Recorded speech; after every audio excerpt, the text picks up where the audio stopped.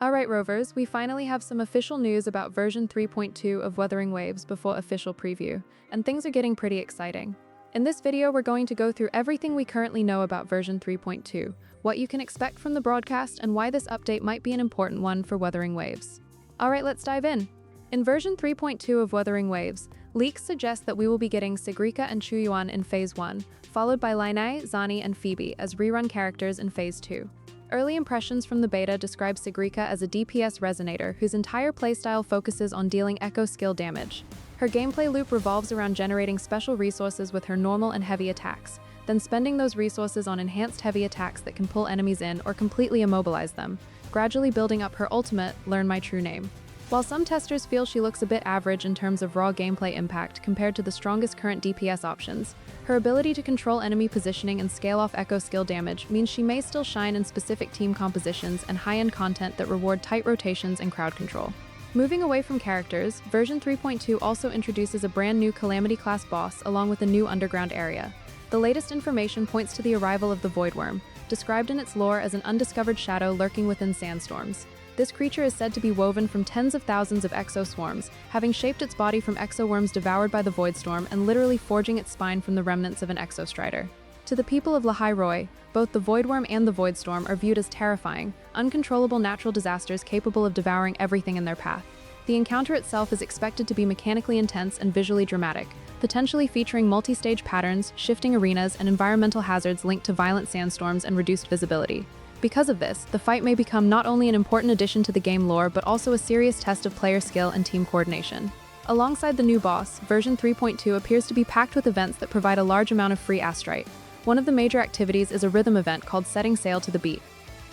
This is not a simple two-dimensional rhythm minigame. Instead, it is described as a three-dimensional music dash style mode where a spaceship moves forward along a track and players must switch lanes to match incoming beats, somewhat similar to endless runner mechanics. Players can also select companion characters that grant gameplay buffs, allowing them to adjust scoring style and difficulty. According to current information, this event will reward around 800 astrite during its limited run and may later become a permanent game mode that provides an additional 200 astrite once it is added to the permanent content lineup. Beyond that, the update is expected to feature several other activities. A large combat event similar in structure to the Septimont Banner Neverfall event will take place in Lahai Roi and reward roughly 600 astrite upon completion.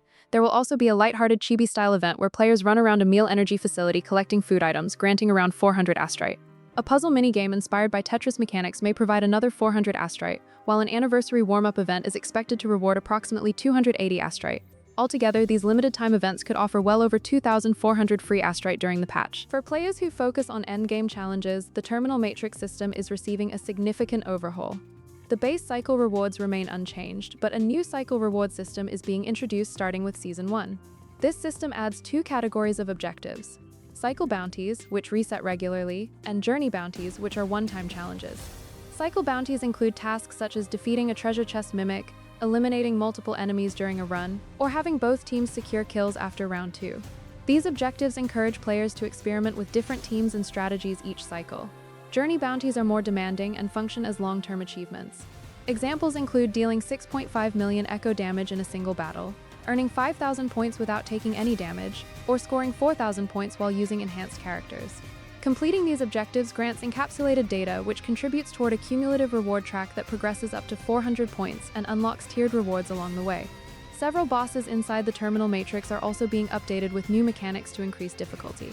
One key system change is that whenever a matrix boss is defeated, the entire team gains 15 seconds of complete damage immunity and interruption resistance. This creates a brief window where players can reposition, swap characters, and prepare for the next encounter. However, reaching that point becomes more challenging because many bosses now have additional modifiers. Tempest Mephis will take 10% less vibration damage and increases its attack every 5 seconds by 3%, stacking up to 10 times unless the boss is paralyzed. Impermanence Heron becomes particularly dangerous because, if it hits the active character, that character will lose 3% of maximum HP every second for 6 seconds. Even when switching characters, off-field teammates will still lose 2% HP per second during the debuff, making precise dodging and defensive skills extremely important. A new enemy called Sigilum reportedly takes 25% less damage and reduces vibration depletion by 20%. This means players must rely heavily on echo skill damage to break its defenses. The Nameless Explorer gains a massive 50% attack boost whenever it is not in a harmonization state, punishing teams that fail to force it into its weakened phase quickly. Meanwhile, the treasure chest mimic has equal resistance to all elements but applies a small 1.1 times damage multiplier when attacked, turning it into a straightforward but slightly accelerated damage check. Despite all of these changes, entering Terminal Matrix challenges will still cost 1 point of stamina, so players will need to manage their attempts carefully. Version 3.2 also introduces several quality-of-life improvements and interface updates. The Terminal Matrix user interface is being completely redesigned. After finishing a run, the settlement screen will display character summon or intro animations similar to those seen in the Tower of Adversity, giving the results screen a more cinematic presentation. The loading screen will also show the team configuration clearly, allowing players to confirm their setup before entering a challenge.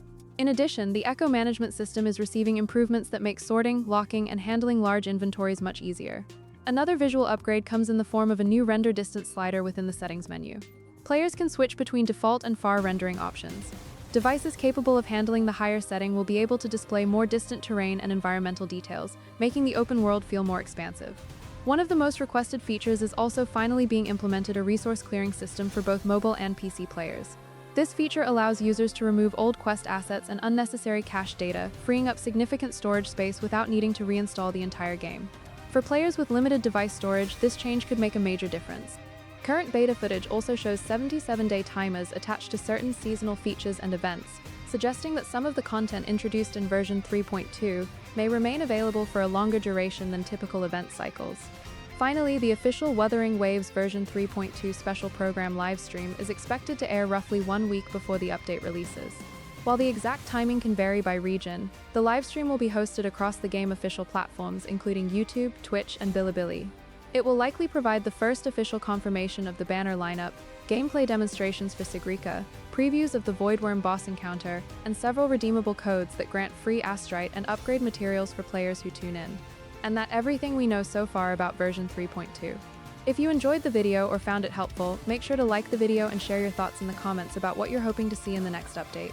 And if you want to stay updated on future Wuthering Waves news and content, don't forget to subscribe. Thanks for watching, and I'll see you in the next video.